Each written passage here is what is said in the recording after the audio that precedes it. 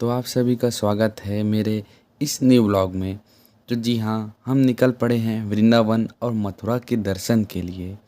हमने श्री प्रभु का नाम लिया, राधे कृष्ण का जाप किया और निकल पड़े वृंदावन के ऐसे गलियों में जहाँ हमें लगा कि हम स्वयं श्री कृष्ण जी से मिलने वाले हैं। हम सभी बहुत ज़्यादा खुश थे। हम जब वहाँ पहुँचे तब हमने रूम की तलाश आरंभ कर दी। स्टेशन से उतरते ही मथुरा की तरफ हम निकल पड़े। वहाँ खोजने पर हमें बहुत सारे रूम मिले, परंतु वो हमारे अभिचेतना को पूर्ण नहीं कर पा रहे थे। फाइनली हमें एक रूम पसंद आ गया।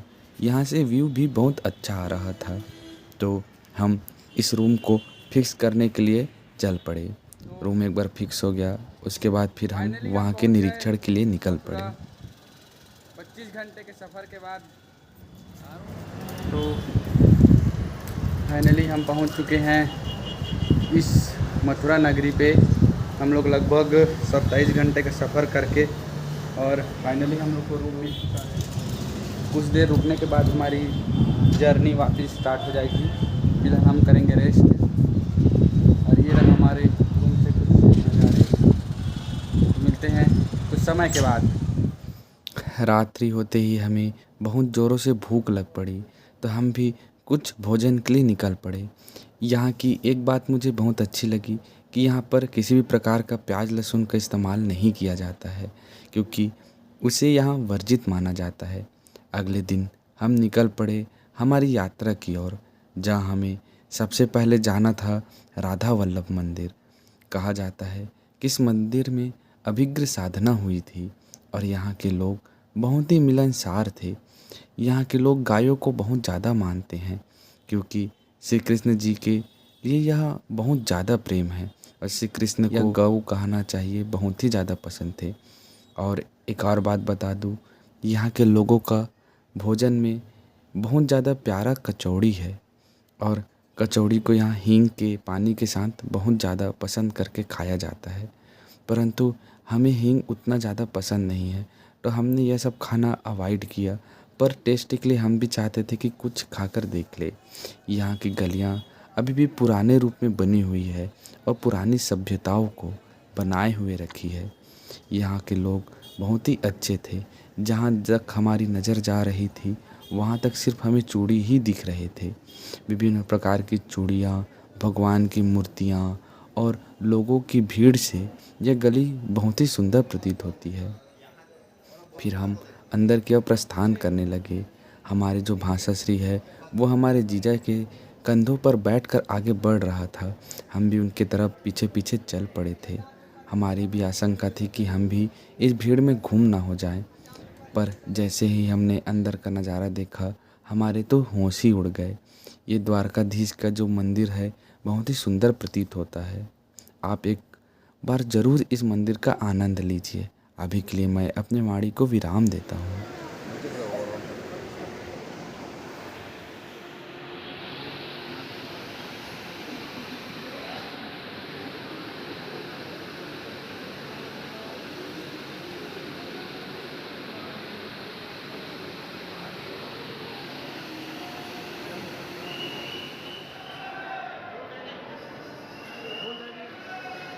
इधर से जाएंगे ना।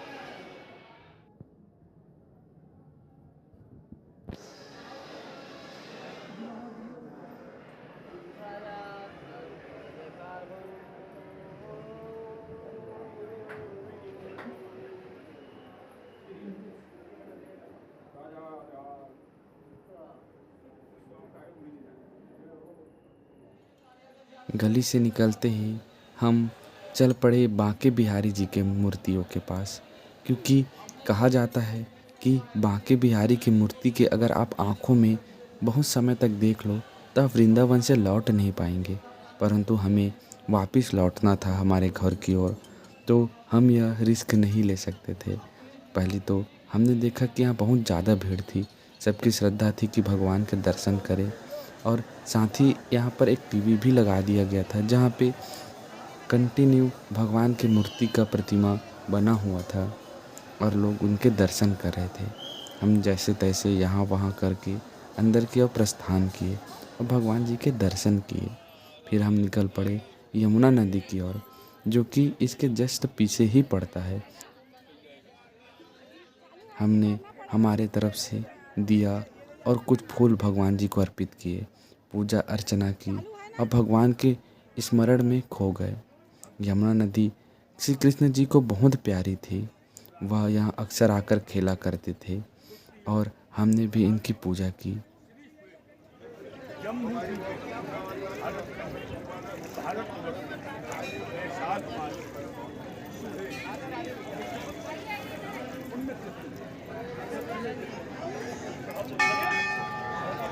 हाँ भैया ले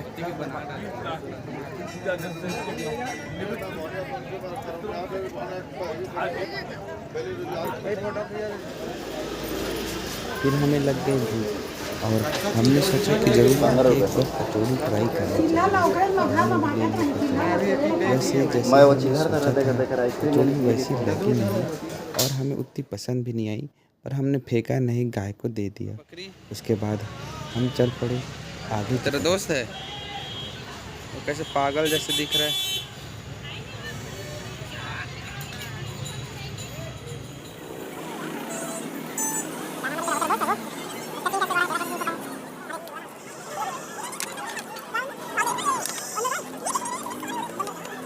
फिर हम पहुंच गए रमन रेती। रमन रेती में यह महत्व है कि कहा जाता है कि श्री कृष्ण जी यहाँ पर लोट लोट कर खेला करते थे तथा यहाँ की रेती में एक अलग प्रतिमा है। हम जब इस रेती में चल रहे थे तो हमें ऐसा प्रतीत हो रहा था जैसे कि हम किसी आटे में चल रहे हैं। इतने सॉफ्ट और इतने कोमल रेती में शायद तक श्री कृष्ण जी के खेलने के कारण ही गुण प्राप्त हुआ है। हम जब मंदिर के अंदर गए तो वहाँ बहुत ही अच्छी व्यवस्था थी। भव्य रूप से मंदिर बना हुआ था, जैसा कि वृंदावन के सारे मंदिरों में है। यहाँ तक कि जब हम अंदर गए तो अंदर में पंखे भी लगे हुए थे। सारी व्यवस्थाएं थी ताकि श्रद्धालुगण आराम से भगवान की भक्ति कर सके। हम भी यहाँ वहाँ टहलने लगे और आसपास के नज़ारों का मज़ा लेने लगे। बाकी सारे लोग भी इसी प्रकार से वहाँ मज़ा ले रहे थे। जब भगवान की आरती आरंभ हुई तो सभी नाचने लगे, सभी भक्तियों में चूर हो गए और ऐसे ही हम भी सब चीज़ भूल कर भगवान के लिए नाचने लगे। यही वह स्थान है जहाँ पर श्री कृष्ण जी लेट लेट कर खेला करते थे। हमने भी यहाँ पर कुछ समय व्यतीत किया। यहाँ की रेत का थोड़ा थोड़ा कण हमने भी अपने हाथों में लगा लिया, परंतु यहाँ की रेत हाथों में लगती नहीं है, ना ही कपड़े में। चाहे अब जितना भी लोट ले, तो हमने भी थोड़ा चक्कर लगाया, कुछ देर विश्राम किया और भगवान के इस चमत्कारी रेत में हमने भी समय बिताकर अपना पुण्य प्राप्त किया। आप भी ज़रूर इस जगह पर आइए और इस रेत का हाथों में लेकर भगवान के बीते हुए कल को याद करिए, महसूस कीजिए। फिर हमें लग गई श्री कृष्ण जी खेला करते ही हम जैसे ही मंदिर के बाहर निकले तो हमें खाने को कुछ कुछ मिल गया और हम खाने लगे।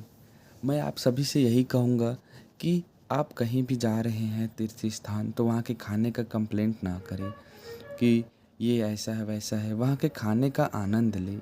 फिर हम चल पड़े दूसरे मंदिर की ओर। यह मंदिर बहुत ही ज़्यादा सुंदर प्रतीत होता है, अंदर से भी और बाहर से भी। हम भी यहाँ पर बैठकर भगवान के भागवत को सुनने लगे। एक महाराज जी जो थे वहाँ पर बैठकर भगवान का प्रवचन कर रहे थे, भागवत का पाठ कर रहे थे। हमने भी उनके समीप जाकर उन्हें प्रणाम किया और उनके भागवत भगवान ने बैठ के बंसी बजाई तो नाम पड़ा भगवान कृष्ण का मुरली वाला, बंसी वाला। गाड़ी तुम्हारा यहाँ खड़ा हुआ है। हम लोग ब्राह्मण हैं, सब दर्शन कराएंगे। सबके बीच में ब्राह्मण भोजन है 101 151 जो तुम्हारा मनो प्रेम से देना है। नंद के घर आनंद भयो जय कन्हैया। हर सिक्के के कुछ अच्छे और कुछ बुरे पहलू होते हैं। उन्हीं बुरे पहलू में एक यह है कि यहाँ के कुछ ठग बाबा ऐसे हैं जो भोले भाले लोगों को बेवकूफ़ बनाकर उनसे दक्षिणा के रूप में बहुत सारा धन लूट लेते हैं। ऐसी ही घटना हमारे साथ भी घटित हो रही थी। हम जैसे ही मंदिर के अंदर गए, वहाँ के जो टूरिस्ट गाइड थे उन्होंने हमारे हाथ में एक झंडा दिया। हम मंदिर की ओर गए, पंडित को वह झंडा सौंपा। पंडित ने हमसे बोला कि क्या आप झंडा सेवा करना चाहते हैं? हमने बोला हाँ, और जैसे ही हमने हाँ कहा, उन्होंने हमसे संकल्प लेवाकर एक रसीद काट कर दे दिया और हमसे कहा कि आपने हामी भरी हुई है, आपको पैसे देने होंगे। हमने मना किया कि हमारी इच्छा नहीं है, तो वह हम पर चिल्लाने लगे, कहने लगे कि आपने अगर यह सेवा ली है तो आपको यह करना ही पड़ेगा। वह हमें बहुत ठगा हुआ प्रतीत हुआ, क्योंकि हमको कहीं नहीं कहा गया कि इस सेवा के आपको इतने पैसे देने पड़ेंगे। हम तो सोचे कि भगवान की सेवा कर रहे हैं तो ऐसा नहीं हो पाएगा। तो आप ऐसे ठग लोगों से बचें, टूरिस्ट लोग से दूर रहें जो कि आपको ठगने का प्रयास करते हैं। ऐसे गाइड से बचें जो आपको ठगना चाह रहे हैं, और आकर यहाँ पर किसी भी प्रकार के ठग पंडों से या बाबाओं से आप बचकर रहें। अन्यथा आप बाहर जाकर यही कहेंगे कि हम श्री कृष्ण की नगरी में गए थे और वहाँ कर ठग कर वापिस आए हैं।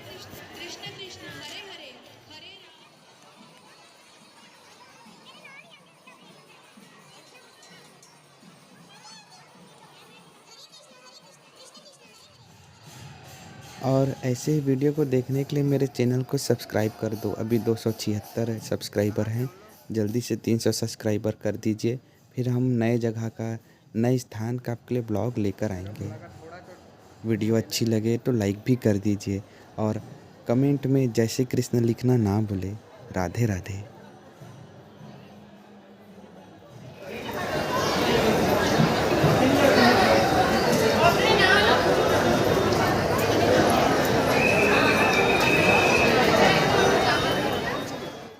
इसके पश्चात हम चल पड़े प्रेम मंदिर की ओर, जहाँ हमने बहुत ज़्यादा भीड़ का सामना किया, क्योंकि हम रात्रिकालीन पर गए थे और रात में यहाँ रोशनी का बहुत ही अच्छा खेल होता है।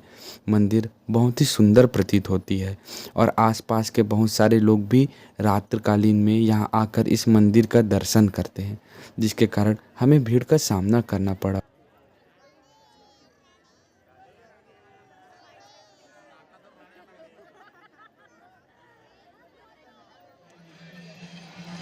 जैसे तैसे भीड़ से बचते हुए हम आखिरकार मंदिर के अंदर प्रवेश कर ही गए, पर हम अंदर आते ही हमें यह बात का पता चला कि मंदिर का दरवाज़ा बंद हो चुका है। अगर आप अंदर नहीं गए तो आपको जरूर ध्यान रखें कि कौन सा मंदिर कितने समय खुलता है और कौन सा बंद होता है, अन्यथा आप दर्शन करने से वंचित हो सकते हैं। यहाँ पर श्री कृष्ण जी गोवर्धन पर्वत को अपनी उंगलियों में उठाए हुए हैं, और उनके नीचे सारे गोपगढ़ भी हैं। तो वीडियो का पार्ट 1 यहीं पे समाप्त होता है। मिलते हैं पार्ट 2 में, जो कि बहुत जल्द आएगी। इस वीडियो को कर दीजिए लाइक, कमेंट में कर दीजिए राधे राधे, चैनल को कर दीजिए सब्सक्राइब, और बने रहिए हमारे साथ। वीडियो में मिलते हैं नेक्स्ट वीडियो में बहुत जल्द। राधे राधे।